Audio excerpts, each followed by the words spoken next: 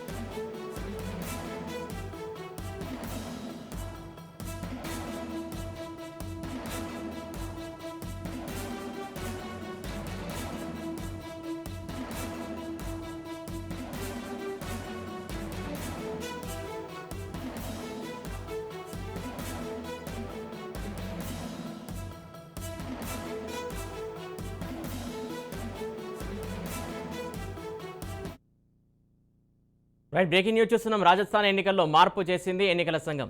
November 23కు బదులు November 25న రాజస్థాన్లో 200 assembly స్థానాలకు పోలింగు చేపట్టాలని నిర్ణయం తీసుకుంది. అయితే దేవ్ ఉతాని ఏకాదశి సందర్భంగా ఎన్నికల తేదీలను మార్పు చేసినట్టు తెలుస్తుంది. దీనికి సంబంధించి తాజా అప్డేట్స్ మా కరెస్పాండెంట్ మహేందర్ రెడ్డి అందిస్తారు. మహేందర్ రెడ్డి చెప్పండి. సురేష్, అన్ని 5 రాష్ట్రాలకు ఒకేసారి ఎలక్షన్ జరుగుతున్న నేపథ్యంలో రాజస్థాన్ ఎన్నికల విషయంలో మాత్రం కేంద్ర ఎన్నికల సంఘం కీలక నిర్ణయం తీసుకుంది. రాజస్థాన్ లో పోలింగ్ నవంబర్ తేదీని అయితే మొత్తంగా 23కు బదులుగా 25 అంటే 2 రోజులు ఎక్కువగా పొడిగించిన నేపథ్యం కనిపిస్తుంది. ఇప్పటికే పలు పార్టీలు ప్రజా సంఘాల విజ్ఞప్తితో ఈసీ ఈ పోలింగ్ తేదీని మార్చినట్టుగా తెలుస్తుంది. అయితే నవంబర్ 23న భారీగా శుభకార్యాలు ఉన్నందున పోలింగ్ తేదీ మార్చాలని ఈసీకి విజ్ఞప్తి చేశారని తెలుస్తుంది. అయితే డిసెంబర్ 3వ తేదీన ఎన్నికల ఫలితాలు వెల్లడించున్నారు. అయితే ఈ 2 రోజుల పాటు ఇన్ని శుభకార్యాలు కావచ్చు, అక్కడున్న పరిస్థితులు కావచ్చు, పోలింగ్ ఎక్కువగా పెరగకపోవచ్చు, ఓటింగ్ కూడా ఎక్కువ మంది జనాలు దూరంగా ఉండే అవకాశం కనిపించవచ్చు. సో ఈ ఇక్కడ ఉన్నటువంటి ఈ విజ్ఞప్తి మేరకు ఈసీ అయితే నవంబర్ 23కు బదులుగా 25గా మార్చినట్టు తెలుస్తుంది. ఇక డిసెంబర్ 3వ తేదీన ఎన్నికల ఫలితాలు వెల్లడించనున్నారు. రాజస్థాన్ మొత్తం అసెంబ్లీకి వచ్చే ఏడాది మొత్తంగా జనవరి 14తో ఈ అసెంబ్లీ గడువు ముగినది. రాజస్థాన్ అసెంబ్లీకి దాదాపు మరి ఈ సంవత్సరం పాటు మనకు ముందస్తుగా ఉంది. దానిలోకి అయితే మాత్రం జనవరి 14తో ముగినది. ప్రస్తుతం ఆ రాష్ట్రంలో కాంగ్రెస్ ప్రభుత్వం అధికారంలో ఉన్న నేపథ్యం తెలుస్తున్నది. సో మొత్తం 2018లో జరిగిన ఈ ఎన్నికల్లో కాంగ్రెస్ పార్టీ 200 స్థానాలకు గాను 100 స్థానాల్లో గెలుపొందింది. బీజేపీకి 73 స్థానాలు విజయం ఉంది.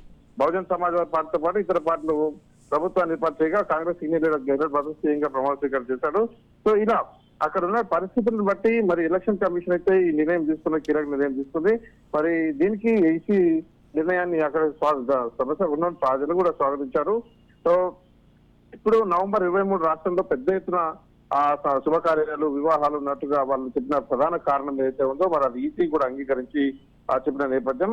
మరి ఈ క్రమంలో అక్కడ ప్రజలకు అసౌకర్యం కలిగే అవకాశం ఉన్నట్లుగా వీళ్ళంతా కూడా చెప్పిన విధం. అదే రవాణా విషయంలో కావచ్చు, పోల్ సమయంలో ఓటర్ల సంఖ్య తగ్గే అవకాశం కావచ్చు, ఎన్నికల తేదీలను కూడా వాయిదా వేసిన ఘటన అయితే తెలుస్తుంది. బహుశా ఇలాంటిది ఈసీ ఒప్పుకోవడం కూడా గొప్ప విషయం అనుకోవచ్చు. ఎందుకంటే ప్రతిసారి ఓటింగ్ శాతం పెరగాలి, అందరూ ఉండాలి అని చెప్పిన నేపథ్యంలో, అందరూ ఓటు హక్కు వినియోగించుకోవాలనే నేపథ్యంలో మరి ఇలాంటిది ఒక కారణం కూడా పెద్ద కారణం ఉండగా ఈసీ తీసుకున్న నేపథ్యం కనిపిస్తుంది. అయితే తెలంగాణ, మిజోరం, రాజస్థాన్, మధ్యప్రదేశ్, ఛత్తీస్గఢ్ ఈ రాష్ట్రాలు అసెంబ్లీ ఎన్నికలకు సంబంధించి పూర్తిగా షెడ్యూల్ అయితే మొన్న సోమవారం విడుదలైన విషయం తెలిసి కేంద్ర ఎన్నికల సంఘం కూడా వెల్లడించి ఆ తగ్గట్టుగా పూర్తి ఆయా రాష్ట్రాల్లో ఇప్పటికీ కోర్టు కూడా అమలు చేసింది.